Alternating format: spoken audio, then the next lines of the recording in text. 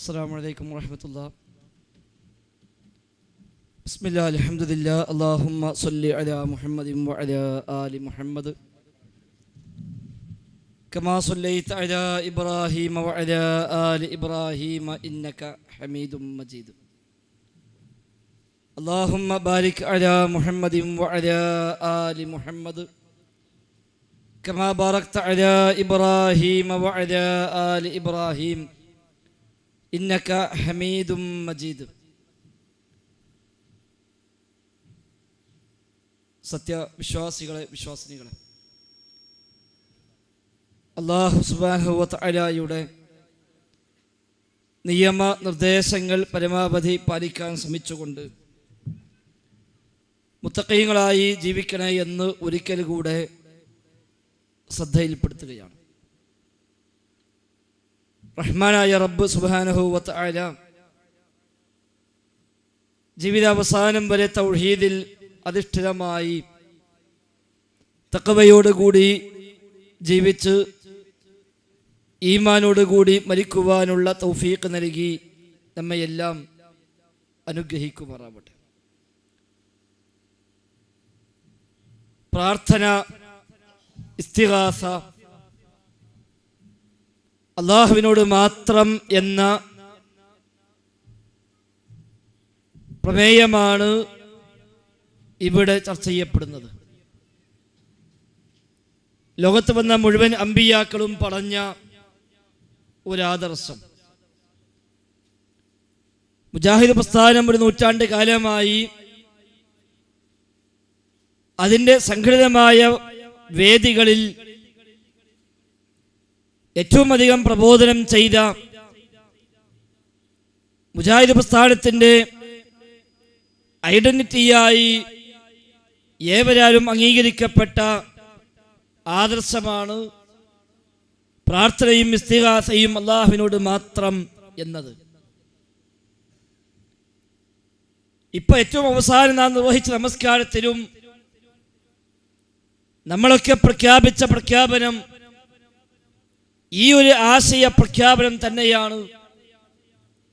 ഇയ്യാക നഅ്ബുദു വ ഇയ്യാക നസ്തഈൻ, അല്ലാഹുവേ നിന്നെ മാത്രം ഞങ്ങൾ ആരാധിക്കുന്നു, വ ഇയ്യാക നസ്തഈൻ നിന്നോട് മാത്രം ഞങ്ങൾ സഹായം അർത്ഥിക്കുകയും ചെയ്യുന്നു. ഈ ഒരു പ്രഖ്യാപനം നിർവഹിക്കാത്ത നമസ്കാരമില്ല. ഓരോ നമസ്കാരത്തിലും ഓരോ റക്അത്തിലും നിർബന്ധമായും ഫാത്തിഹ ഓതുമ്പോൾ അവിടെയെല്ലാം ആവർത്തിച്ച് നാം പ്രഖ്യാപിക്കുന്നു ഇയ്യാക നഅ്ബുദു വ ഇയ്യാക നസ്തഈൻ എന്ന് മാത്രമല്ല, നമസ്കാരത്തിൽ ഫാത്തിഹയിൽ നാം ഈ ആയത്ത് ഓതുമ്പോൾ അല്ലാഹു സുബ്ഹാനഹു വ തആല അതിന് മറുപടി എന്നോണം, പ്രതികരണം എന്നോണം പറയുമെന്ന ഹദീസുകളിൽ കാണാം. ഹാദാ മാ ബൈനി വ ബൈന അബ്ദി, നാം റഹ്മാനായ റബ്ബിന്റെ മുമ്പിൽ ഇയ്യാക നഅ്ബുദു വ ഇയ്യാക നസ്തഈൻ പ്രഖ്യാപിക്കുമ്പോൾ അല്ലാഹു പറയും ഹാദാ മാ ബൈനി വ ബൈന അബ്ദി, ഇത് ഞാനും എൻ്റെ അടിമയും തമ്മിലുള്ള കരാറാണ്. ഞാനും എൻ്റെ അടിമയും തമ്മിലുള്ള കരാറാണിത്. എന്നെ മാത്രം ആരാധിക്കുക, എന്നോട് മാത്രം സഹായമർത്ഥിക്കുക എന്നത് ഞാനും അവനും തമ്മിലുണ്ടാക്കുന്ന കരാറാണ്. അതിനാൽ ഫലി അബ്ദി മാ സഅൽ, ഈ കരാർ അവൻ പ്രഖ്യാപിച്ചു കഴിഞ്ഞു, ആ കരാർ പാലിക്കാമെന്ന് അവൻ പ്രതിജ്ഞ ചെയ്തു കഴിഞ്ഞു. അതിനാൽ വലി അബ്ദി മാ സഅൽ, എൻ്റെ അടിമ എന്താണോ ചോദിക്കുന്നത് അത് ഞാൻ നൽകാം അവന്. അപ്പോഴാണ് നമ്മുടെ ചോദ്യം ഇഹ്ദിനസ് സിറാത്തൽ മുസ്തഖീം സിറാത്തൽ ലദീന അൻഅംത അലൈഹിം ഗൈറിൽ മഗ്ദൂബി അലൈഹിം വലദ്ദാല്ലീൻ ആമീൻ എന്ന ചോദ്യം ആ സമയത്താണ് ഉണ്ടാകുന്നത്. ഇത് ഓരോ മുസ്ലിമിന്റെയും ജീവിതത്തിൽ ഒഴിച്ചുകൂടാനാവാത്ത വിധം അവൻ ആയിരക്കണക്കിന് തവണ ആവർത്തിച്ചു പ്രഖ്യാപിച്ച ഒരു പ്രഖ്യാപനമാണ് ദുആ, അല്ലാഹുവിനോട് മാത്രം ഇസ്തിഗാസ, സഹായാർത്ഥന റബ്ബിനോട് മാത്രം, ആരാധന ആ റബ്ബിനു മാത്രം എന്നത് ഒരു മുസ്ലിമിന്റെ വിശ്വാസത്തിലെ ഏറ്റവും പ്രധാനപ്പെട്ട ഭാഗമാണ്. അതുകൊണ്ട് തന്നെ മുജാഹിദ് പ്രസ്ഥാനം അതിന്റെ ദഅ്വാ സംരംഭങ്ങളിൽ ഏറ്റവും പ്രധാനമായി ഓർമ്മപ്പെടുത്തിയതും ആ ഒരു വശം തന്നെയാണ്. ഇപ്പോൾ ആ വിഷയം ഒന്നുകൂടെ ചർച്ചക്കെടുക്കാൻ പ്രത്യേകിച്ചും സാഹചര്യങ്ങൾ പലതുമുണ്ട്. പല സാഹചര്യങ്ങളാൽ ഇന്നത് ഏറെ പ്രസക്തമാണ്. ഏതാനും ആഴ്ചകൾക്ക് മുമ്പ് കേരളത്തിൽ വടക്കേ അറ്റത്ത് മംഗലാപുരത്ത് നടന്നൊരു വാദപ്രതിവാദം EK വിഭാഗം സുന്നികളുമായിട്ട്. ആ സംവാദത്തിൽ മുജാഹിദ് പ്രസ്ഥാനത്തിന്റെ ഭാഗത്ത് നിന്ന് ചോദ്യമുണ്ടായി. സമസ്തക്കാരായ മുസ്ലിയാക്കന്മാരോട് എന്താണ് ചോദ്യം? ഫാത്തിഹ സൂറയിൽ നാം പ്രഖ്യാപിക്കുന്ന ഇഹ്ദിനസ് സിറാത്തൽ മുസ്തഖീം സിറാത്തൽ ലദീന അൻഅംത അലൈഹിം ഗൈറിൽ മഗ്ലൂബി അലൈഹിം വലദ്ദാല്ലീൻ എന്ന പ്രഖ്യാപനത്തിന്റെ ആശയം ഉൾക്കൊണ്ടുകൊണ്ട് ഒരാൾ മുഹ്യിദ്ദീൻ ശൈഖിനോട് യാ ശൈഖ് മുഹ്യിദ്ദീൻ ഇഹ്ദിനസ് സിറാത്തൽ മുസ്തഖീം എന്ന് പ്രാർത്ഥിച്ചാൽ, എന്ന് അപേക്ഷിച്ചാൽ, എന്ന് തേടിയാൽ ആ തേട്ടത്തിന്റെ വിധി എന്ത്? അത് ശിർക്കാണോ ശിർക്കല്ലേ? എന്താ അതിന്റെ വിധി എന്ന് ചോദിക്കുമ്പോൾ EK സമസ്തയുടെ പ്രതിനിധികളായി വന്ന ദാരിമിയും ഫൈസിയും ഇർഫാനിയും അടക്കമുള്ള മുസ്ലിയാക്കന്മാര് ഒറ്റവാക്കിൽ പറഞ്ഞു തീർത്തു, യാതൊരു കുഴപ്പവുമില്ല, ഒരു ശിർക്കുമില്ല, ഒരു പ്രശ്നവുമില്ല.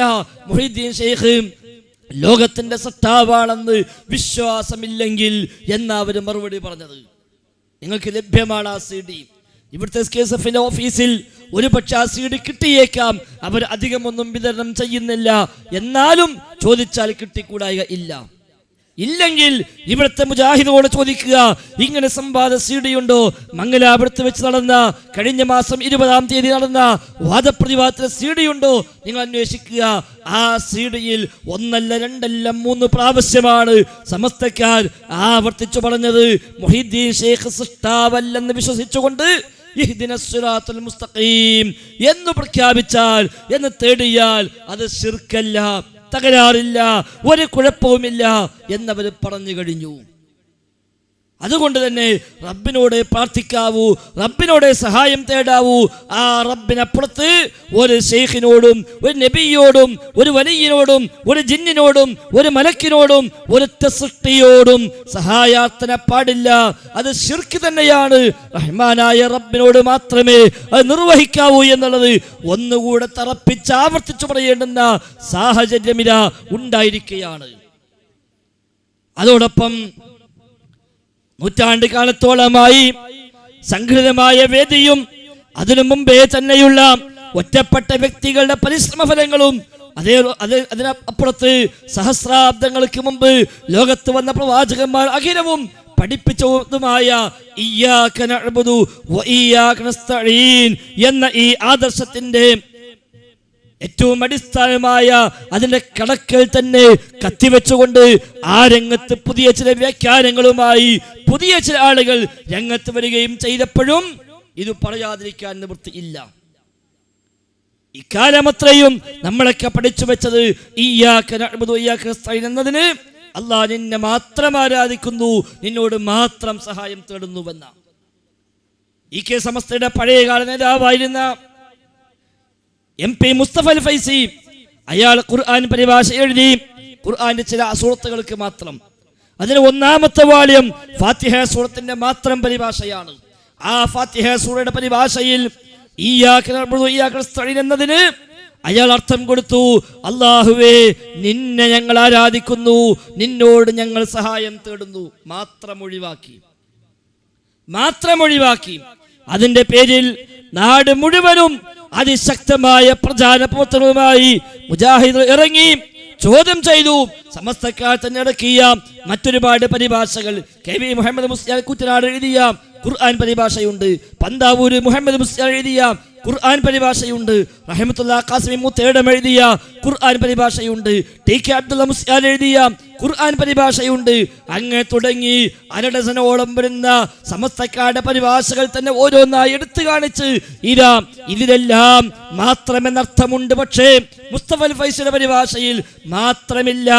എന്തുകൊണ്ട് എന്ന് നാട് മുഴുവൻ ചോദ്യം ചെയ്ത് ഇറങ്ങി തിരിച്ചപ്പോൾ അങ്ങ് കാസർഗോഡ് വെച്ച് നടത്തിയ മുഖാമുഖത്തിൽ MP മുസ്തഫ അൽ ഫൈസി നേരിട്ട് വന്നപ്പോൾ അവിടെയും ചോദ്യമുണ്ടായി.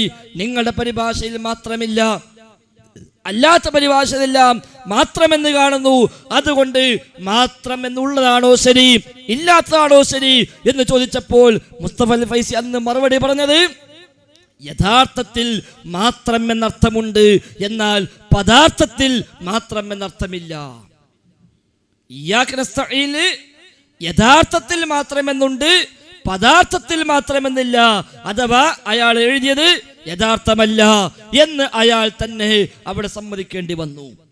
എന്നാൽ ഇപ്പോൾ മുജാഹിദീങ്ങളുടെ പേരിൽ പ്രവർത്തിക്കുന്ന ചില ആളുകൾ നേരത്തെ സൂചിപ്പിച്ച പോലെ ലെറ്റർപേഡും സീലുമെല്ലാം കൈയടക്കി വെച്ച് ഞങ്ങളാണ് ഒറിജിനൽ KNM എന്ന് പറഞ്ഞ് സർവ്വ ഹദീസ് നിഷേധികളെയും സർവ്വ അഖ്ലാനികളെയും സർവ്വ മുഅ്തസിലി ചിന്താഗതികളെയും വാരിപ്പുണരാൻ പോകുന്ന ആളുകളുമായി കൂട്ടുകെട്ടാൻ പോകുന്ന, അവരുമായി ബന്ധം സ്ഥാപിക്കുന്ന ചില ആളുകൾ, അവരും ഇപ്പോൾ ഇതാ ഇയ്യാക നസ്തഈനിൽ നിന്ന് മാത്രത്തെ മെല്ലെ മാറ്റിവെച്ചിരിക്കുന്നു.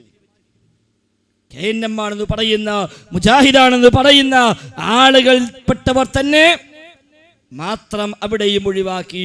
അതുകൊണ്ട് തന്നെ അത് ഒന്നുകൂടെ ഉറപ്പിച്ച് പറയേണ്ട ബാധ്യത നമുക്ക് വർദ്ധിക്കുകയാണ്. അവിടെ ബഹുമാന്യനായ MM അക്ബർ സാഹിബ് പുറത്തിറക്കിയ ലഘുലേഖയുണ്ട്, നെഞ്ചോട് ചേർത്ത് വെക്കുക നമ്മുടെ തൗഹീദിനെ എന്നാണ് ആ ലഘുലേഖയുടെ ഹെഡിങ്.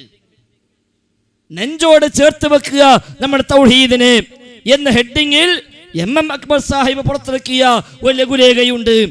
ആ ലഘുലേഖയുടെ 4-ാമത്തെ പേജ് എന്റെ കൈവശമുണ്ട്. ആ ലഘുലേഖ വേണമെങ്കിൽ അത് 4-ാമത്തെ പേജിൽ അയാൾ എഴുതിയതെന്താ? ഇയ്യാക നഅ്ബുദു ഇയ്യാക നസ്തഈൻ, അല്ലാഹുവേ നിന്നെ മാത്രം ആരാധിക്കുന്നു, നിന്നോട് മാത്രം ഞങ്ങൾ സഹായം തേടുന്നു എന്നിട്ട് അദ്ദേഹം പറയാണ്, അല്ലാഹുവിനോട് മാത്രം നിർവഹിക്കേണ്ടുന്ന ഈ സഹായാർത്ഥനയിൽ നിന്ന് ദൃശ്യലോകത്തുള്ള മനുഷ്യരെ അല്ലാഹു ഒഴിവാക്കിയിരിക്കുന്നു. നഅൂദു ബില്ലാഹ്. റബ്ബിനോട് മാത്രം നിർവഹിക്കേണ്ടുന്ന സഹായാർത്ഥനയിൽ നിന്ന് ദൃശ്യലോകത്തുള്ള മനുഷ്യരെ ഒഴിവാക്കി. അഥവാ ആ സഹായാർത്ഥന ദൃശ്യലോകത്തുള്ള മനുഷ്യന്മാരോട് നിർവഹിക്കാം എന്നർത്ഥം. വല്ലാത്ത അപകടമാണ്. ഇനി ഒരിക്കലും MM അക്ബർ സാഹിബിന് ഒരു സ്നേഹ സംവാദം മാന്യമായി നടത്താൻ കഴിയില്ല എന്ന കാര്യം തീർച്ചയായും. കാരണം ഹൈന്ദവരും ക്രൈസ്തവരുമായ ആളുകളോട് നിങ്ങൾ ചോദിച്ചോളൂ ഇസ്ലാമിനെ കുറിച്ച്, ഞങ്ങൾ വിശദീകരിക്കാമെന്ന് പറഞ്ഞ് ഒരു മൈക്കിന് മുമ്പിൽ ഒന്നുമില്ലാതെ, നോട്ട് പോലും ഇല്ലാതെ പ്രസംഗിച്ചിരുന്ന ആ മഹാനായ MM അക്ബർ സാഹിബ് ഇനിയൊരു വേദി കയറി നിന്ന് ഇതാ നിങ്ങൾക്ക് ചോദിക്കാമെന്ന് പറഞ്ഞാൽ തീർച്ചയായും ചോദ്യങ്ങൾ വരും സദസ്സിൽ നിന്ന്. ഒരാൾ ചോദിക്കും, അക്ബർ സാഹിബ്, ഞാൻ മാതാ അമൃതാനന്ദമയ്യയുടെ ഭക്തരാണ്, ആ അമ്മയോട് പ്രാർത്ഥിക്കുന്നവരാണ്, ആ അമ്മയോട് സഹായം തേടുന്നവരാണ്, എനിക്കുള്ള പ്രചോദനം നിങ്ങളുടെ ലഘുലേഖയാണ്. കാരണം നിങ്ങളുടെ ലഘുലേഖയിൽ പറഞ്ഞിട്ടുണ്ട് റബ്ബിനോട് മാത്രം നിർവഹിക്കേണ്ട ഇസ്തിഗാസ, റബ്ബിനോട് മാത്രം നിർവഹിക്കേണ്ട സഹായാർത്ഥന ദൃശ്യലോകത്തുള്ള മനുഷ്യന്മാരോട് നിർവഹിക്കാം. അമൃതാനന്ദമയ്യ മനുഷ്യനാണ്, ദൃശ്യലോകത്താണ്. അതുകൊണ്ട് ആ ദൃശ്യലോകത്തുള്ള അമ്മയോട് ഞാൻ തേടിയാൽ അത് തെറ്റാണെന്ന് നിങ്ങൾക്ക് എങ്ങനെ പറയാൻ കഴിയുമെന്ന് ചോദിച്ചാൽ എന്താണാവോ അദ്ദേഹം പറയുക? ഒരുപക്ഷെ ആ ആശങ്ക തന്നെയായിരിക്കാം പിന്നീട് അത്തരം വേദികൾ സംഘടിപ്പിക്കാൻ അദ്ദേഹം മുന്നോട്ട് വരാതിരിക്കാനുള്ള കാരണം. ഇവിടെ യഥാർത്ഥത്തിൽ തൗഹീദിലാണ് വെള്ളം ചേർക്കപ്പെടുന്നത്. അദ്ദേഹം ഇത് എഴുതിയത് ഒരുപക്ഷെ മറ്റൊരു ലക്ഷ്യത്തിലായിരിക്കാം. അദ്ദേഹം ഇങ്ങനെ ആലോചിച്ചതാവില്ല, ഇങ്ങനെ പ്രതീക്ഷിച്ചതാവില്ല. അദ്ദേഹം ഇത് എഴുതിയത് ആ ഇസ്തിആനത്തിൽ നിന്ന് ജിന്നിനെ ഒഴിവാക്കിയിട്ടില്ല, അതുകൊണ്ട് ജിന്നിനോട് നടത്തിയ ശിർക്ക് തന്നെ എന്ന് സ്ഥാപിക്കാൻ ഉദ്ദേശിച്ചുകൊണ്ടാണ് അദ്ദേഹം ഇത് എഴുതിയത് എന്നത് മറ്റൊരു വശം. പക്ഷേ പെട്ടത് നേരെ തിരിച്ചാണ്. ജിന്നിനെ ഒഴിവാക്കിയിട്ടില്ല, മനുഷ്യനെ അല്ലാഹു ഒഴിവാക്കി, അതുകൊണ്ട് മനുഷ്യനോട് ചോദിച്ചാൽ കുഴപ്പമില്ല, ജിന്നിനോട് എന്ത് ചോദിച്ചാലും ശിർക്ക് എന്ന് സ്ഥാപിക്കലായിരുന്നു അദ്ദേഹത്തിന്റെ ലക്ഷ്യം. അതിന് അദ്ദേഹം എഴുതിയത്. പക്ഷെ അപ്പോഴേക്ക് സ്വന്തം തൗഹീദ നഷ്ടമായത് എന്നുള്ളത് ഇന്ന് അദ്ദേഹത്തിന് ബോധ്യമായിട്ടുണ്ട്, ഇന്ന് ബോധ്യപ്പെട്ടിട്ടുണ്ട്. പല രൂപത്തിലും പല തവണകളായി ഞങ്ങളൊക്കെ അദ്ദേഹത്തെ വിളിക്കുകയും നമുക്കൊന്നിരിക്കാം, ഒന്ന് നല്ല നിലയ്ക്ക് സ്വകാര്യമായി ഒന്ന് സംസാരിക്കാമെന്ന് പറയുമ്പോൾ ഓക്കെ സംസാരിക്കാം, സന്തോഷമേയുള്ളൂ എന്ന് പറയുന്നുവെന്നല്ലാതെ ഒരു സംസാരത്തിന് വേദി ഒരുക്കാൻ അദ്ദേഹം ഇപ്പോഴും സന്നദ്ധനാകുന്നില്ല. സ്നേഹത്തോടു കൂടി ഞങ്ങളൊക്കെ വിളിച്ചു, പുറത്തറിയേണ്ടതില്ല, ഒരു പരസ്യമായ വേദിയല്ല, റെക്കോർഡിംഗ് വേണ്ട, സംവാദമല്ല, അത്തരമൊന്നുമല്ല. നമുക്കൊന്നിച്ചിരുന്ന് ഈ വിഷയത്തിലൊന്ന് മാന്യമായി സംസാരിച്ചുകൂടെ? താങ്കളുടെ ഭാഗത്ത് അബദ്ധമുണ്ടോ? താങ്കൾക്ക് തിരുത്താം. എൻ്റെ ഭാഗത്ത് അബദ്ധമുണ്ടോ? എനിക്ക് തിരുത്താം. നമുക്ക് ആ നിലക്ക് സംസാരിക്കാമല്ലോ എന്ന് ചോദിക്കുമ്പോൾ സന്തോഷമയോട് സംസാരിക്കാമെന്ന് പറയുന്നുവെന്നല്ലാതെ എന്നാൽ എപ്പോഴാന്ന് ചോദിച്ചാൽ അതിന് മറുപടി ഇല്ല. ഞാൻ അങ്ങോട്ട് വിളിക്കാം, ഞാൻ ഡേറ്റ് തരാം, ഞാൻ അങ്ങോട്ട് ബന്ധപ്പെടാം എന്ന് പറയുന്നുവെന്നല്ലാതെ ആ വിളി വന്നു കാണുന്നില്ല. യഥാർത്ഥത്തിൽ അവിടെയാണ് ഈ പ്രഖ്യാപനം ഒന്നുകൂടെ പ്രസക്തമായി മാറുന്നത്. യഥാർത്ഥത്തിൽ ഇയ്യാക നസ്തഈൻ എന്ന ഇസ്തിആനത്ത് ദൃശ്യലോകത്തുള്ള മനുഷ്യനോടും പറ്റില്ല, അദൃശ്യലോകത്തുള്ള ജിന്നിനോടും പറ്റില്ല, മലക്കിനോടും പറ്റില്ല. ഏത് ലോകത്തുണ്ട് എന്നതല്ല പ്രശ്നം. ആ സഹായാർത്ഥന റബ്ബിലേക്ക് മാത്രം പോകേണ്ട സഹായാർത്ഥനയാണ്. ആ സഹായാർത്ഥന ഇയ്യാക നസ്തഈൻ എന്ന സഹായാർത്ഥന റബ്ബിലേക്ക് മാത്രം പോകേണ്ട സഹായാർത്ഥനയാണ്. അതൊരു ജിന്നിനോടും പാടില്ല, ഒരു മലക്കിനോടും പാടില്ല, ഒരു ശൈത്താനോടും പാടില്ല, ഒരു ഇൻസിനോടും പാടില്ല, ഒരു മഖ്ലൂഖിനോടും പാടില്ല. കാരണം അതെല്ലാം റബ്ബിൽ പങ്കു ചേർക്കലാണ്, ശിർക്കാണ്. ഇത് പറഞ്ഞപ്പോഴാ പണ്ട് നമ്മോട് സമസ്തക്കാർ ചോദിച്ചത്, അങ്ങനെയാണെങ്കിൽ വഹാബികളെ നിങ്ങളുമില്ലേ ഭാര്യയോട് കഞ്ഞി ചോദിക്കുന്നു, നിങ്ങളുമില്ലേ രോഗം വന്നാൽ ഡോക്ടറെ പോയി കാണുന്നു, നിങ്ങളുമില്ലേ കടം കൊണ്ട് ബുദ്ധിമുട്ടിയാൽ പണക്കാരെ പോയി കണ്ട് സഹായം ആവശ്യപ്പെടുന്നു, അപ്പം നിങ്ങളും ശിർക്കിലായില്ലേ എന്ന് അവർ ഇങ്ങോട്ട് ചോദിച്ചു. നമ്മളെന്ന് പറഞ്ഞു, കൂട്ടരെ, ആ ചോദ്യമല്ല ഇയ്യാക നസ്തഈനിലെ ചോദ്യം. ഭാര്യയോട് കഞ്ഞി ചോദിക്കുന്ന ചോദ്യമല്ല ഇയ്യാക നസ്തഈനിലെ ചോദ്യം. ഡോക്ടറോട് രോഗം മാറ്റാൻ ആവശ്യപ്പെടുന്ന തേട്ടമല്ല ഇയ്യാക നസ്തഈനിലെ തേട്ടം. അയൽവാസിയായ പണക്കാരനെ ചെന്ന് കണ്ട് ഞാൻ കടത്തിലാണ്, പ്രയാസത്തിലാണ്, താങ്കളെ സഹായിക്കണമെന്ന് പറയുന്ന ആ സഹായ തേട്ടമല്ല റബ്ബിനോട് തേടുന്ന തേട്ടം. പിന്നെ ഏതാ തേട്ടം? ഇതേതാ, മറ്റേതേതാ? അത് വിശദീകരിക്കാനാ നാം അന്ന് പഠിപ്പിച്ചത് ഭൗതികമായത്, അഭൗതികമായത്. സാധാരണ തേട്ടം, അസാധാരണ തേട്ടം, മറഞ്ഞ വഴിക്കുള്ള തേട്ടം, തെളിഞ്ഞ വഴിക്കുള്ള തേട്ടം, കാര്യകാരണ ബന്ധങ്ങൾക്ക് അപ്പുറമുള്ള തേട്ടം, ഇപ്പുറമുള്ള തേട്ടം എന്നൊക്കെ അന്ന് സമസ്തക്കാരെ പഠിപ്പിക്കാൻ നമുക്ക് ആ പദപ്രയോഗങ്ങൾ അന്ന് ഉപയോഗിക്കേണ്ടതായി വന്നു. സാധാരണമായ നിലക്കുള്ള തേട്ടം എന്ന് പറഞ്ഞാൽ അല്ലാഹു തആല ദുനിയാവിൽ സംവിധാനിച്ച ഒരു സാധാരണ ഒരു വ്യവസ്ഥയുണ്ട്, സംവിധാനമുണ്ട്. അതാണ് കാര്യകാരണബന്ധം. കാര്യകാരണബന്ധം. ഏതു കാര്യം നടക്കാനും അതിന് നിശ്ചയിക്കപ്പെട്ട കാരണവുമായി ബന്ധപ്പെടുക, അതാണ് കാര്യകാരണബന്ധം.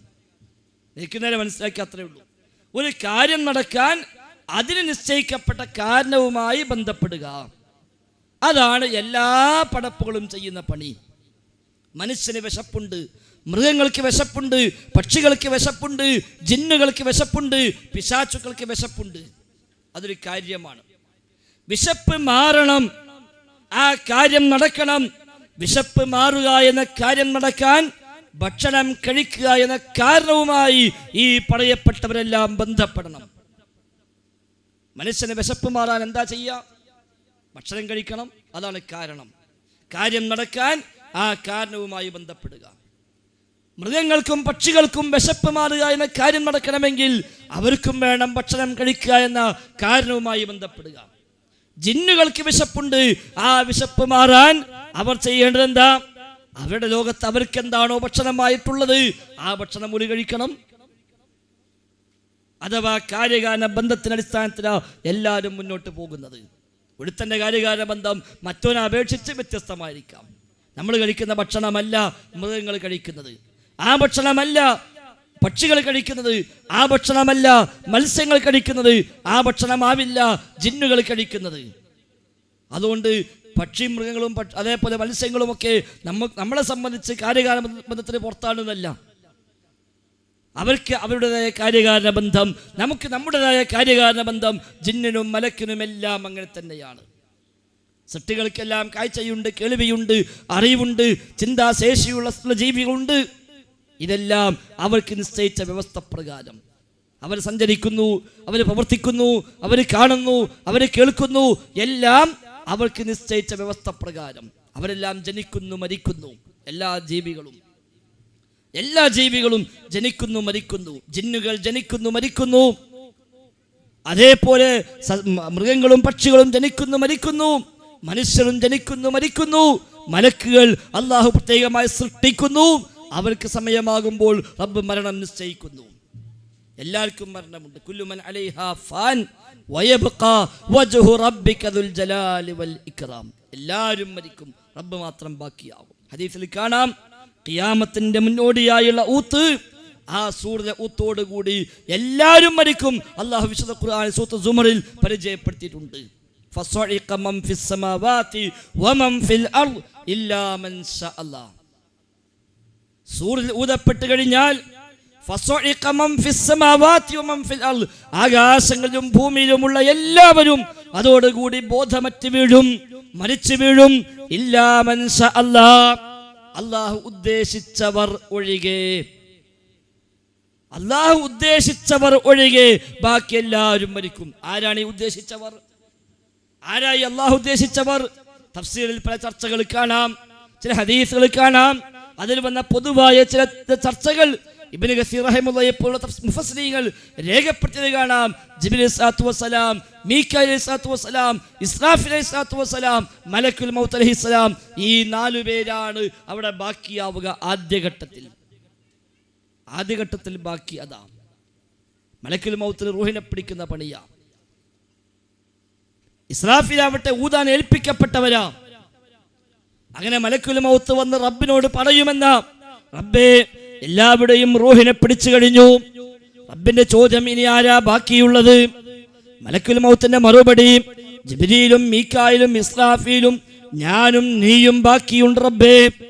റബ്ബിന്റെ മറുപടി, ഞാൻ മരണം നിശ്ചയിച്ചു കഴിഞ്ഞു, അതുകൊണ്ട് എല്ലാവരും ആ മരണം അനുഭവിച്ചേ പറ്റൂ. അങ്ങനെ ജിബ്രീലിന്റെയും മീകായിലിന്റെയും ഇസ്രാഫീലിന്റെയും റൂഹിനെ പിടിക്കുമെന്നാണ് തഫ്സീറിൽ കാണുന്ന. അല്ലാഹു അഅലം. എന്നിട്ട് മലക്കുൽ മൗത്ത് തിരിച്ചു വരും. റബ്ബ് ചോദിക്കും, ഇനി ആര് ബാക്കി? മലക്കുൽ മൗത്ത് പറയും, അർഹമുർ റഹീമീനായ നീയും ഞാനുമല്ലാതെ ബാക്കിയില്ല. റബ്ബ് പറയും, നീയും മരിച്ചേ പറ്റൂ, നീയും മരണം അനുഭവിച്ചേ പറ്റൂ. അങ്ങനെ മലക്കുൽ മൗത്തിനും മരണം നിശ്ചയിക്കുന്നു. പിന്നീട് അല്ലാഹു തആല രണ്ടാമത് ജീവിപ്പിക്കുന്നു, ഇസ്രാഫീലിനെ ജീവിപ്പിക്കുന്നു, രണ്ടാമത്തെ ഊതൂതുന്നു. സുമ്മ നുഫിഖ ഫീഹി ഉഖ്റാ ഫഇദാഹും ഖിയാമുൻ യൻദുറൂൻ. രണ്ടാമത്തെ ഊത്ത് വരുമ്പോൾ എല്ലാവരും അതാ എഴുന്നേറ്റ് നോക്കുന്നവരായി മാറുന്നു. തഫ്സീർ ഇബ്നു കസീറിലൊക്കെ ചർച്ചയാണ്, എത്രമാത്രം അത് പ്രാമാണികമാണ് എന്നറിയില്ല. അല്ലാഹു അഅലം. ഏതായിരുന്നാലും സൂചിപ്പിച്ചത്, എല്ലാ ജീവികളുടെയും രീതി അതാണ്. അതാണ് കാര്യകാരണ ബന്ധം, അതാണ് വ്യവസ്ഥ, അതാണ് സാധാരണം, അതാണ് ഭൗതികമായ മാർഗം എന്ന് പറഞ്ഞത്. അല്ലെ, ഭൗതികം എന്നുള്ള വാക്കിന് മലയാളത്തിന് പല അർത്ഥം ഉണ്ടാവാം. അത് നമ്മുടെ വിഷയമേ അല്ല. എല്ലാ ജീവികളും എല്ലാ സൃഷ്ടികളും പ്രവർത്തിക്കുന്നത് ഈ മാനദണ്ഡത്തിന്റെ അടിസ്ഥാനത്തിലാണ്, ഈ നിശ്ചയിക്കപ്പെട്ട കാര്യകാരണ ബന്ധത്തിന്റെ ഉള്ളിലാണ്. അതിനതീതമായി പ്രവർത്തിക്കാൻ കഴിവുള്ളവൻ അള്ളാഹു മാത്രം. റബ്ബിനൊരു കാര്യം ചെയ്യാൻ അതിൻ്റെ കാരണവുമായി ബന്ധപ്പെടേണ്ട ആവശ്യമില്ല. രോഗം മാറുക എന്ന കാര്യം നടക്കാൻ നമ്മൾ ചെയ്യേണ്ടത് ചികിത്സിക്കുക എന്ന, മരുന്ന് കഴിക്കുക എന്ന കാരണവുമായി ബന്ധപ്പെടലാണ്. എന്നാൽ നമ്മുടെ രോഗം ശിഫയാക്കാൻ അള്ളാഹുവിന് ഒരു കാരണവുമായി ബന്ധപ്പെടേണ്ട കാര്യമില്ല. ഡോക്ടർക്ക് നമ്മുടെ രോഗം ശിഫയാക്കാൻ ഡോക്ടർ ചെയ്യേണ്ട പണി എന്താ?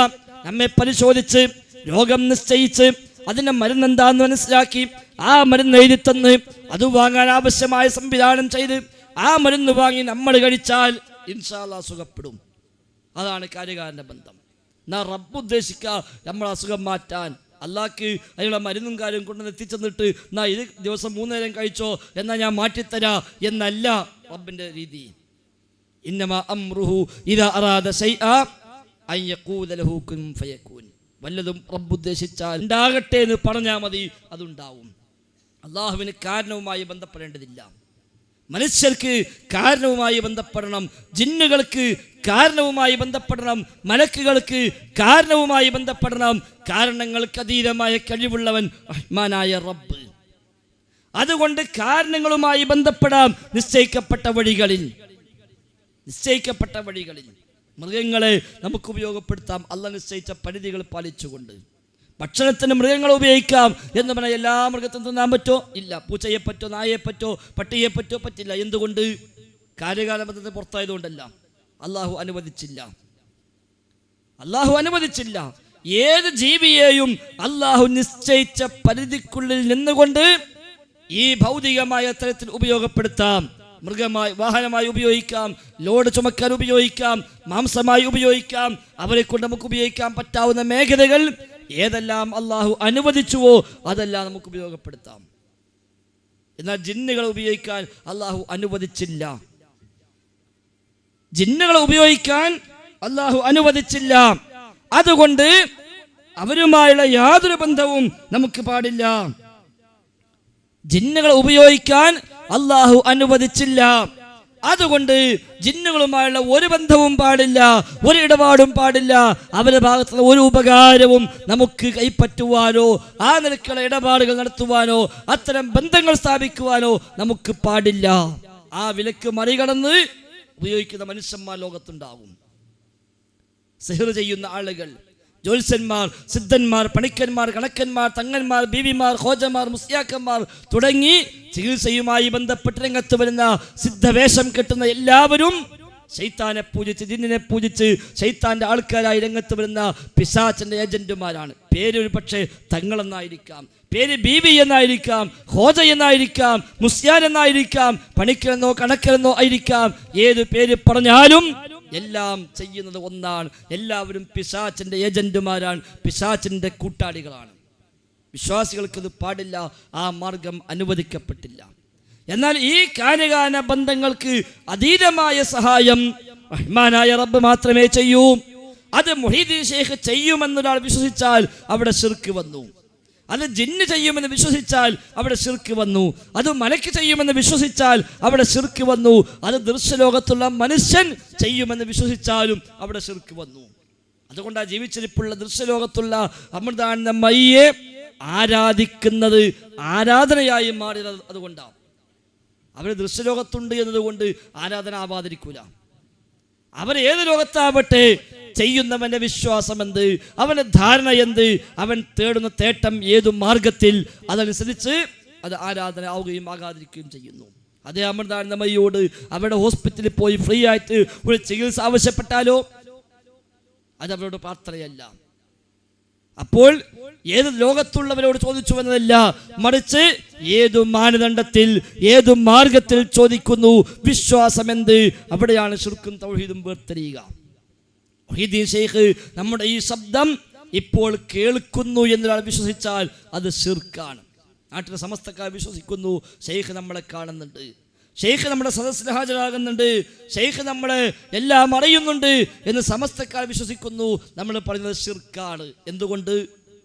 എന്തുകൊണ്ട് മുഹീദ്ദീൻ ശൈഖ് 900 കൊല്ലം മുമ്പ്, 1000 കൊല്ലങ്ങൾക്ക് മുമ്പ് ഇറാഖിലെ ബഗ്ദാദിൽ മരിച്ചു മറമാടപ്പെട്ട ഒരു മഹാനായ പ്രബോധകനാണ്. ഹിജ്റ 560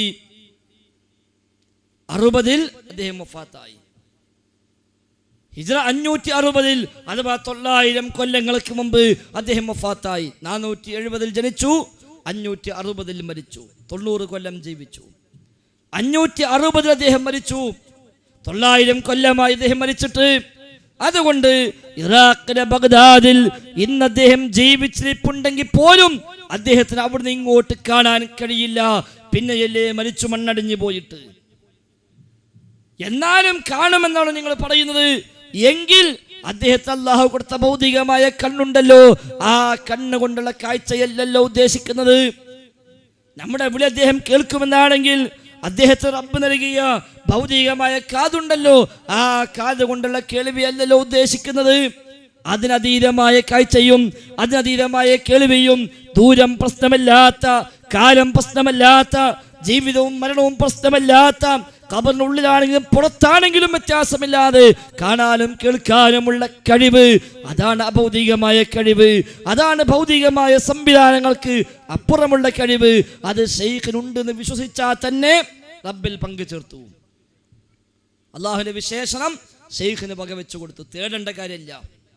തേടിയാൽ തേട്ടവും ശിർക്ക്, തേടിയില്ലെങ്കിൽ തന്നെ ഈ വിശ്വാസം ശിർക്ക്. എന്നാൽ ഒരു മലക്ക് നമ്മുടെ ഈ സദസ്സ് കാണുന്നുണ്ടാകാമെന്ന് ഒരാൾ വിശ്വസിച്ചാലോ ശിർക്കാണോ? അല്ല.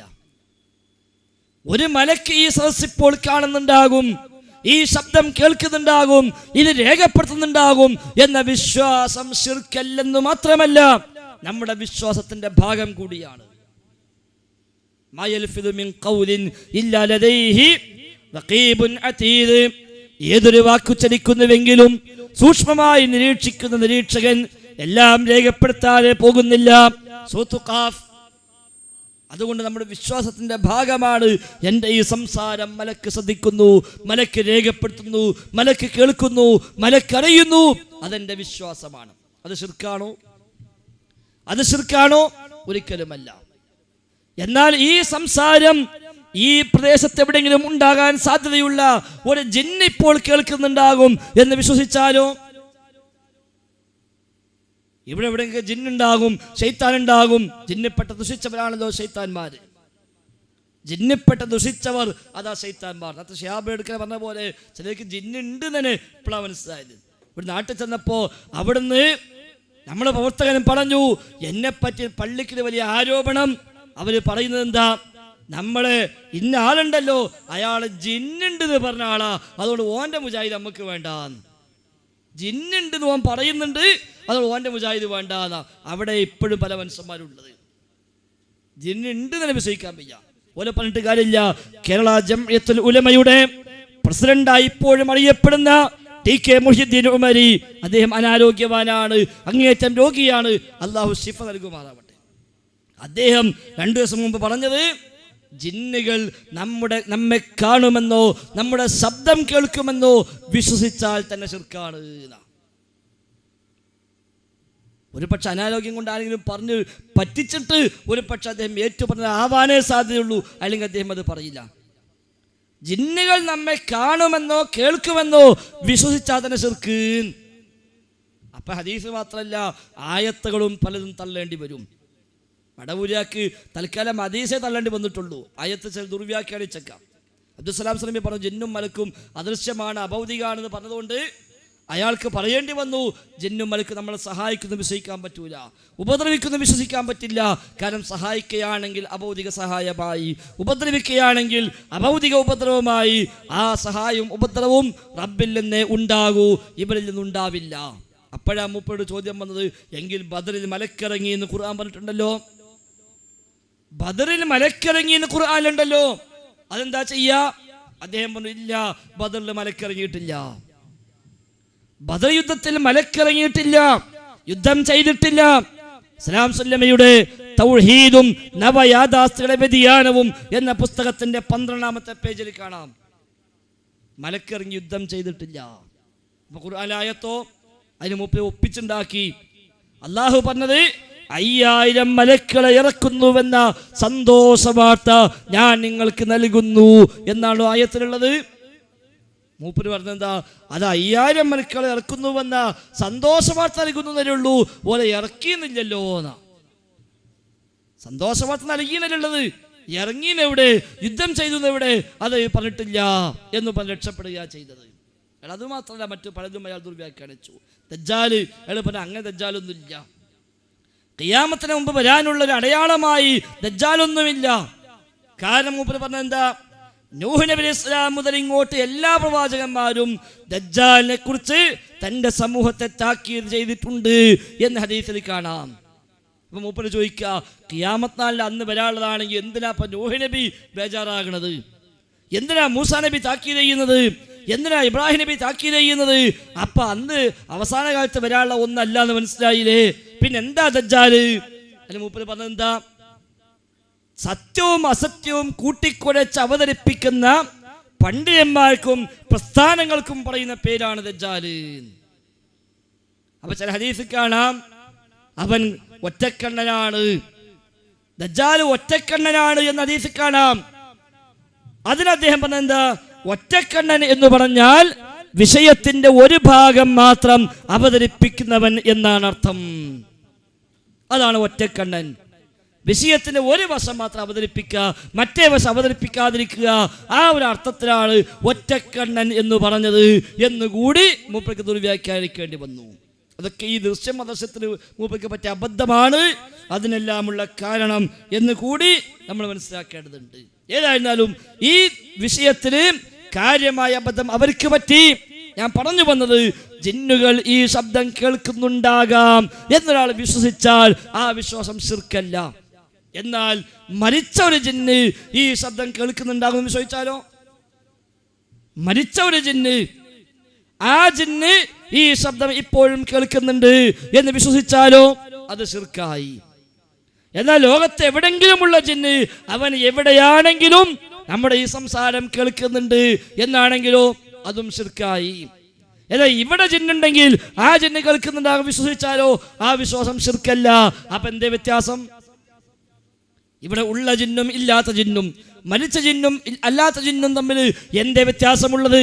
എല്ലാം അഭൗതികമാണെങ്കിൽ, എല്ലാം അദൃശ്യമാണെങ്കിൽ പിന്നെ ഇവിടെയുള്ള ജിന്ന് കേൾക്കുന്നു വിശ്വസിച്ചാൽ ശിർക്കാവണ്ടേ? അപ്പോൾ ഉമർ പറഞ്ഞതല്ലേ ശരിയാവേണ്ടത്? ഉമർ പറഞ്ഞതല്ലേ ശരി? എങ്കിൽ പിന്നെ ഖുർആൻ തലക്കുന്ന മറച്ചു വെച്ചിട്ട് കുറെ ആയത്ത് നമ്മൾ വെട്ടേണ്ടിയിരുന്നുള്ളൂ. വേറെ പ്രശ്നമൊന്നുമില്ല. മുസാഫ് എടുക്കുക, തലക്കുന്നത് മറച്ചു വെക്കുക. അങ്ങനെ മറിച്ചിങ്ങനെ പോകുമ്പോൾ ഒരുപാട് ആയത്ത് ഇതൊന്നും തൗഹീദിനെതിരാണല്ലോ, ഇത് എന്തായാലും നമ്മളെ ബുദ്ധി കൊള്ളൂല, ഇത് ശരിയല്ല എന്ന് പറഞ്ഞ് എല്ലാം തട്ടിമാറ്റാൻ, എല്ലാം വിട്ട് ഒഴിവാക്കാൻ സന്നദ്ധമാകേണ്ടി വരും. ഉദാഹരണമായി ഖുർആൻ പഠിപ്പിച്ചതാ, ഇന്നഹു യറാക്കും ഹുവ വഖബീലുഹു മിൻ ഹൈസു ലാ തറൗനഹും. പിശാച് ഇബ്ലീസും അവന്റെ കൂട്ടാളികളും നിങ്ങളെ കാണുന്നു, നിങ്ങൾ അങ്ങോട്ട് കാണാത്ത നിലയിൽ. നമ്മൾ അങ്ങോട്ട് കാണാതെ അവർക്ക് ഇങ്ങോട്ട് കാണാൻ കഴിയും. അതാണ് ഒലിക്കുള്ള പ്രത്യേകത. അതിനർത്ഥം ഇവിടുന്നാണ് തീരെ കാണുക എന്നല്ല, അങ്ങനെ ആയത്തിനർത്ഥമില്ല. ഇവിടുന്ന് അങ്ങോട്ട് ഒരു നിലക്കും കാണാൻ പറ്റില്ല എന്നതിനർത്ഥമില്ല.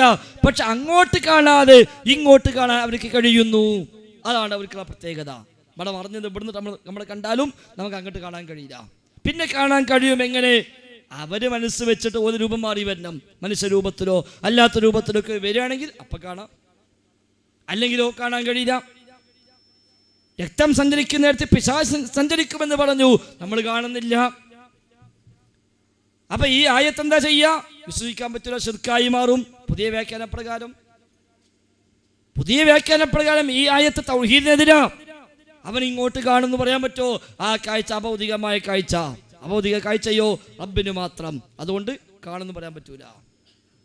വൈകുന്നേരം വീട്ടിലേക്ക് എത്തി ബിസ്മി ചൊല്ലി വാതിലടക്കുമ്പോൾ പിശാച് പറയും, ലാ മബീത ലക്കും, നിങ്ങൾക്ക് ഇനി ഇവിടെ രാത്രി കഴിച്ചു കൂട്ടാൻ പറ്റില്ല എന്ന് പിശാച് ഒപ്പമുള്ള അനുയായികളോട് പറയും. എന്തുകൊണ്ടാവും പറഞ്ഞത്? നമ്മളെ ബിസ്മിയോൻ കേട്ടു. ഈ ഹദീസ് എന്താ ചെയ്യുക? തള്ളേണ്ടി വരും. ഭക്ഷണം കഴിക്കുമ്പോൾ ബിസ്മി ചൊല്ലി അവന് പറയും, ലാ മബീത ലക്കും വലാ അശാ, നിങ്ങൾക്ക് ഇവിടെ താമസം ഇടമില്ല, നിങ്ങൾക്ക് ഭക്ഷണവുമില്ല. ആ ഹദീസും എടുക്കാൻ പറ്റൂല, തള്ളേണ്ടി വരും. ആരുമില്ലാത്ത സ്ഥലത്ത് പോയാൽ റസൂലുള്ളാഹി സ്വല്ലല്ലാഹു അലൈഹി വസല്ലം തങ്ങൾ പഠിപ്പിച്ച സ്വഹീഹായ ഹദീസിൽ കാണാം, ആരുമില്ലാത്ത സ്ഥലത്തെത്തി നമസ്കരിക്കാൻ സമയമായാൽ നീ ഉറക്കെ ബാങ്ക് വിളിക്കുക. നിന്റെ ബാങ്ക് കേൾക്കുന്ന ജിന്നുകള്, നിന്റെ ബാങ്ക് കേൾക്കുന്ന മറ്റു ജീവികള് എല്ലാം നിനക്ക് വേണ്ടി നാളെ സാക്ഷി പറയും. എന്താ റസൂൽ നിങ്ങൾ ഈ പറഞ്ഞത്? ജിന്ന് നമ്മളെ ബാങ്ക് കേൾക്കുന്നോ? അത് വിശ്വസിച്ചാൽ ശിർക്കല്ലേ? നിങ്ങൾക്ക് തൗഹീദ് തിന്നിട്ടില്ലേ എന്ന് അങ്ങോട്ട് ചോദിക്കേണ്ടി വരും. അത്ര വലിയ അപകടമാണ് ഇതുകൊണ്ടുണ്ടായിത്തീരുക. മാത്രമല്ല, പണ്ട് നെല്ലിക്കുത്ത് ഇസ്മായിൽ മുസ്ലിയാർ പറഞ്ഞു, നെല്ലിക്കുത്ത് ഇസ്മായിൽ മുസ്ലിയാർ എഴുതുകയും പ്രസംഗിക്കുകയും ചെയ്തു, അള്ളാഹു അല്ലാത്തവരും അഭൗതികമായി സഹായിക്കും. അഭൗതികമായ കഴിവ് റബ്ബല്ലാത്തവർക്കെല്ലാം ഉണ്ട്.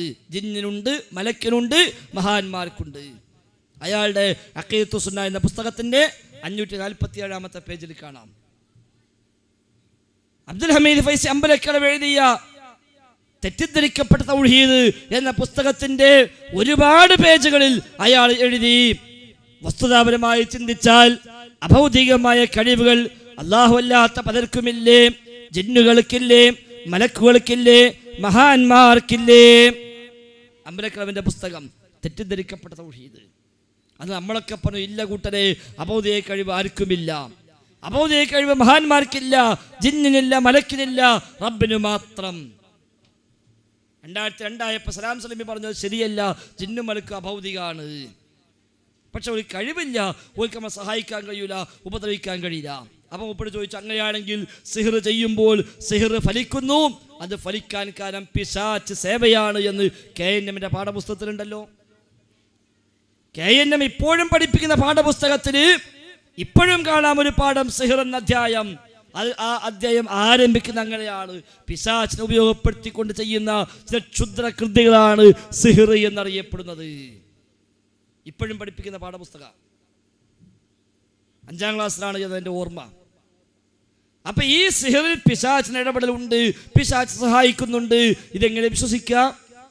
അപ്പൊ അയാൾ പറഞ്ഞാൽ വിശ്വസിക്കണ്ട, അത് വിശ്വസിക്കാൻ പറ്റൂല. കാരണം പിശാച് ഇടപെടുകയാണെങ്കിൽ അഭൗതികമായ ഇടപെടൽ, അഭൗതികമായ ഇടപെടലോ റബ്ബിന് മാത്രമേ കഴിയൂ.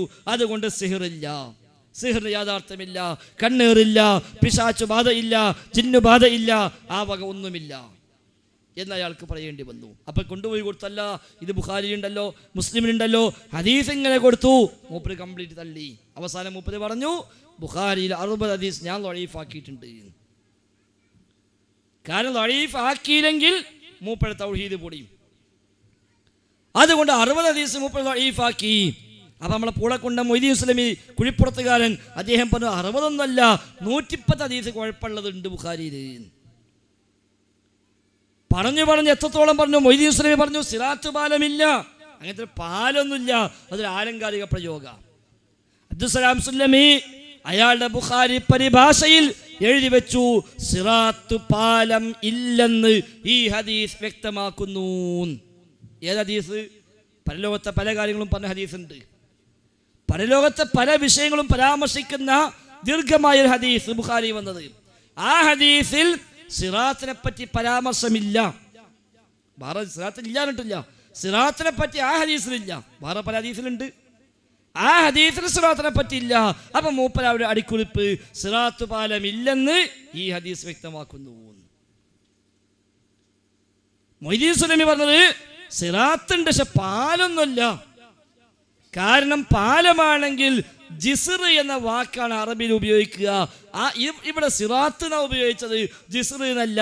അതുകൊണ്ട് അത് പാലമല്ല. അപ്പൊ അദ്ദേഹത്തോട് അബ്ദുൽ മാലിക് സലഫി മൊറയൂര് ഫോൺ ചെയ്ത് ചോദിച്ചു, അല്ല ബുഖാരിയിൽ ജിസ്ർ എന്ന് തന്നെ ഉണ്ടല്ലോ. ജിസ്ർ ഉണ്ട് മാത്രമല്ല ഒരു അധ്യായം തന്നെ ഉണ്ട്, അസ്സിറാത്തു ജിസ്റു ജഹന്നം എന്ന ഹെഡിങ്ങാ.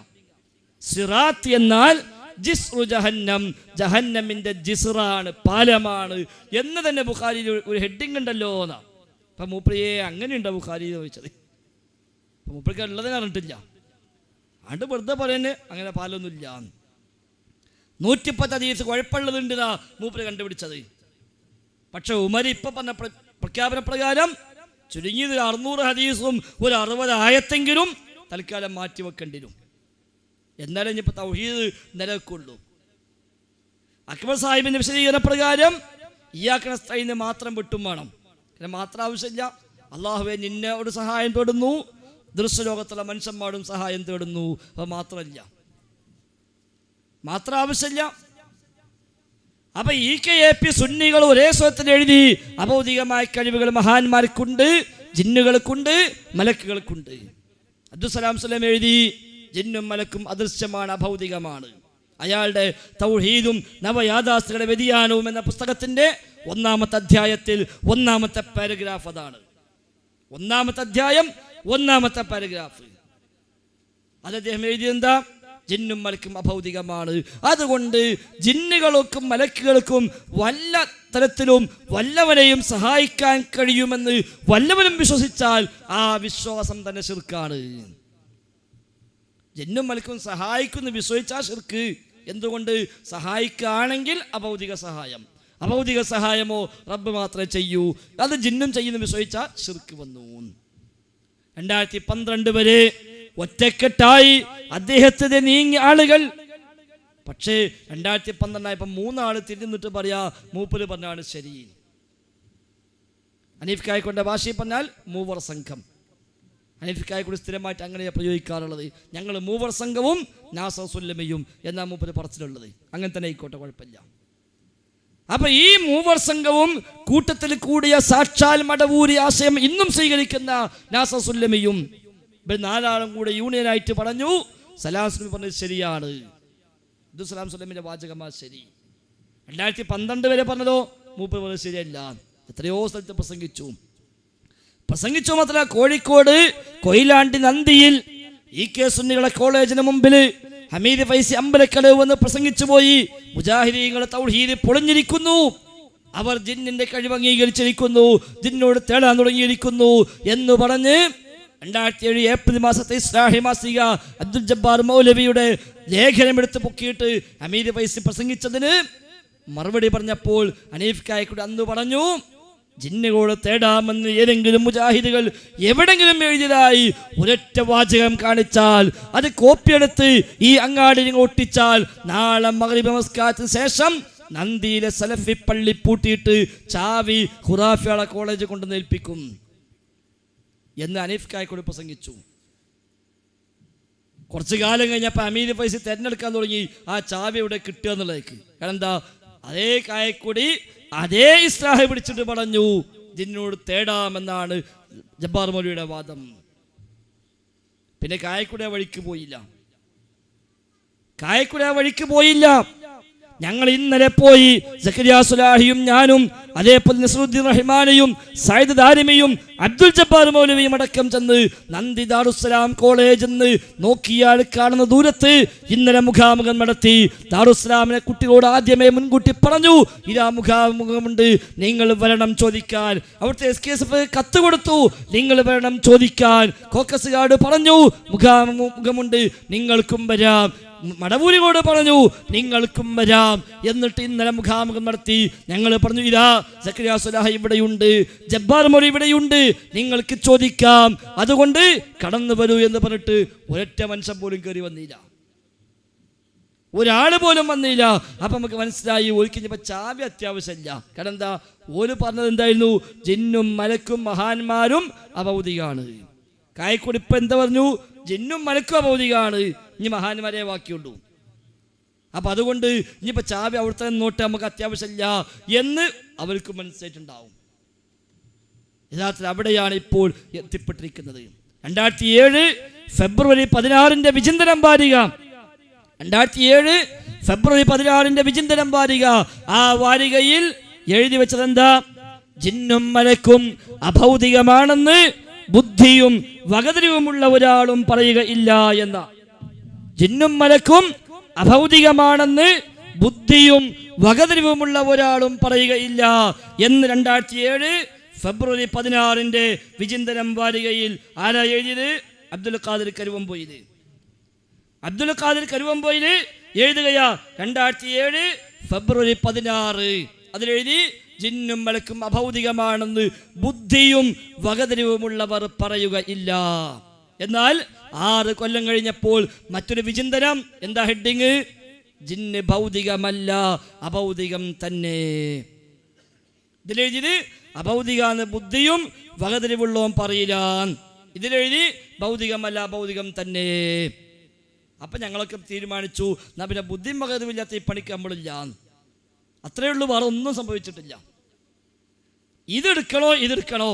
ഞങ്ങൾ പറഞ്ഞു ഇതെടുക്കുക, ഇതല്ലേ കുറച്ചും കൂടി പഴയത്, ലേശം കൂടെ പഴയത് ഇതല്ലേ, ഇത് മതി. ഇത് ഏറ്റവും പുതിയത്. ഇതെന്തിനും ഇങ്ങനെ വരാൻ കാരണം, അത് അനസ് മുസ്ലിയാർ പറഞ്ഞു, അത്തൂബു ഇലല്ലാഹ് അസ്തഗ്ഫിറുല്ലാഹ്, ഞാനിതാ പശ്ചാത്തപിക്കുന്നു, തൗബ ചെയ്യുന്നു. അതിന് ശേഷം എഴുതിയതാ. അപ്പൊ അത് വേണ്ട, നമുക്കിത് മതി. തെറ്റു പറ്റിയെങ്കിൽ നമുക്കിത് എടുക്കാമായിരുന്നു, പക്ഷെ തെറ്റു പറ്റിയിട്ടില്ല. 2007 ഫെബ്രുവരിയിൽ എഴുതി, അഭൗതികമാണെന്ന് ബുദ്ധിയും വകതിരിവുമുള്ളവർ പറയില്ല. ഞാൻ വായിക്കാം. ജിന്നുകളുടെയും മലക്കുകളുടെയും കഴിവുകളുടെയും പ്രവർത്തനങ്ങളുടെയും കാര്യകാരണ ബന്ധങ്ങൾ നമുക്ക് പിടികിട്ടുന്നില്ലെങ്കിലും അതെല്ലാം അവർക്ക് അള്ളാഹു നിശ്ചയിച്ച വ്യവസ്ഥ അനുസരിച്ചാണ്. അതിനാൽ അവയെക്കുറിച്ച് അഭൗതികമെന്നോ കാര്യകാരണ ബന്ധങ്ങൾക്ക് അതീതമെന്നോ ബുദ്ധിയും വകതിരിവുമുള്ളവർ പറയുകയില്ല. അന്നും ഇന്നും എന്നും മുജാഹിദുകളുടെ നിലപാട് ഇതാണ്. അന്നും ഇന്നും എന്നും മുജാഹിദുകളുടെ നിലപാട് ഇതാണ്. ഇത് കാര്യകാല ബന്ധങ്ങൾക്ക് അതീതമാണെന്നോ അഭൗതികമാണെന്നോ ബുദ്ധിയുള്ള ഒരാൾ പറയില്ല, വകതിരിവുള്ളവൻ പറയില്ല. 6 കൊല്ലം കഴിഞ്ഞപ്പോ 70 വയസ്സ് പ്രായമായ ആളെ കൊണ്ട് എഴുതിച്ചു, ജിന്ന് ഭൗതികമല്ല അഭൗതികം തന്നെ. 1 ലക്കത്തിലല്ല 2 ലക്കത്തിൽ ആവർത്തിച്ചു വന്നു. 2013 ഫെബ്രുവരി 1 ഫെബ്രുവരി 8 തീയതികളിൽ ആവർത്തിച്ചെഴുതി, ജിന്ന് ഭൗതികമല്ല ഭൗതികം തന്നെ. ഇതാണ് പുതിയ വ്യതിയാനം. ഇത്രയുമായപ്പോൾ, അഥവാ AP സുന്നാൾ പറഞ്ഞു ജിന്നു മലക്ക് അഭൗതികമാണ്. EK സുന്നാൾ പറഞ്ഞു ജിന്നു മലക്ക് അഭൗതികമാണ്. മടവൂരികൾ പറഞ്ഞു ജിന്നു മലക്ക് അഭൗതികമാണ്. ഇപ്പം ഇവരും പറഞ്ഞു ജിന്നു മലക്ക് അഭൗതികമാണ്. അപ്പം നമ്മൾ ഹുസൈൻ മടവൂര് പറഞ്ഞു തൗഹീദിൽ ആർക്കും പേച്ചിട്ടില്ല, നമുക്ക് എല്ലാവരും കൂടി ഒന്നായിട്ട് പോകാം. ന്യായമാണ്, ന്യായമാണ്. തൗഹീദിൽ ആർക്കും തെറ്റിയിട്ടില്ല. ആർക്ക്? AP സുന്നിക്കും തെറ്റിയിട്ടില്ല, EK സുന്നിക്കും തെറ്റിയിട്ടില്ല, മടവൂരും തെറ്റിയിട്ടില്ല, കോക്കസും തെറ്റിയിട്ടില്ല, ജമാഅത്തുകാർക്കും തെറ്റിയിട്ടില്ല. ജമാഅത്തെ ഇസ്ലാമിയെ അനുസരണത്തിന്റെ വിഷയത്തിന് ആരാധനയാകുന്ന അനുസരണവും ആരാധന ആകാത്ത അനുസരണവും പഠിപ്പിച്ചത് ബഹുമാന ഉമർ മൗലവി റഹിമഹുല്ലാ കാര്യകാരണ ബന്ധം പറഞ്ഞിട്ടാണ്. കാര്യകാരണ ബന്ധങ്ങൾക്ക് അപ്പുറമുള്ള അനുസരണമാണോ അത് ഇബാദത്ത്, ഇപ്പുറമുള്ള അനുസരണയാണോ അത് ഇബാദത്തല്ല. റസൂൽ അനുസരിക്കാൻ പറഞ്ഞു എന്നാൽ റസൂൽ ആരാധിക്കാൻ പറഞ്ഞിട്ടില്ല എന്നാണ് ഉമർ മൗലവി അന്ന് പഠിപ്പിച്ചു കൊടുത്തത്. ഉമർ മൗലവി എപ്പോഴും പറയുമായിരുന്നു മുതീഉർ റസൂൽ, റസൂലിനെ അനുസരിക്കുന്നവൻ മുഅ്മിൻ.